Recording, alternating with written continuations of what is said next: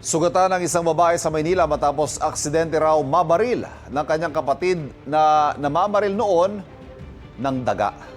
Patuloy pa ang investigasyon at inaalam kung lisensyado ang baril. May unang balita si Jomer Apresto. Tumatakbo ang tatlong lalaking yan habang buhat-buhat ng isa sa kanila ang isang babae sa barangay 867 sa Pandacan, Maynila mag-aalas 6:30 kagabi. Ang babae isusugod sa ospital matapos mabaril sa kanyang kaliwang paa ayon sa barangay. Inakala pa raw noong una na ligaw na balang tumama sa biktima.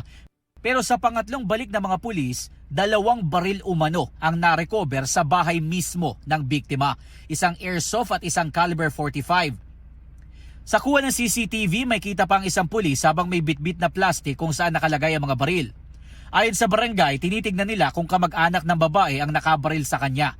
Wala akong idea kung sino eh. Kuya ata or Basta kamag-anak. kamag-anak eh. Pero yung pamilyang yan, maayos naman, hindi naman din magulo. Ayon naman sa isang residente, kuya mismo ng biktima ang aksidenteng nakabaril sa kanya. Mamaril daw talaga ng daga yun. So, gabi-gabi ata. Ganun ang nangyayari. Pagka-uwi na daw ng bahay, so parang pahinga, namaril daw yata ang daga. Tapos hindi sinasadya na tama yata yung kapatid.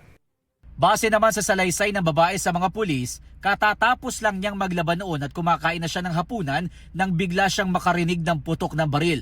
Bigla raw siyang natumba, doon niya na napansin na dumudugo na ang kanyang paa. Patuloy ang investigasyon ng Pandacan Police Station. Inaalam din nila kung lisensyado ba ang baril na ginamit ng lalaki. Sa oras na mapatunayan na iligal, posibleng maharap sa patong-patong na reklamo ang lalaki.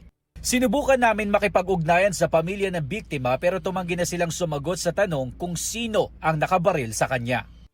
Ito ang unang balita, Jomer Apresto para sa GMA Integrated News. Kapuso, huwag magpapahuli sa latest news and updates. Mag-iuna ka sa balita at mag-subscribe sa YouTube channel ng GMA Integrated News.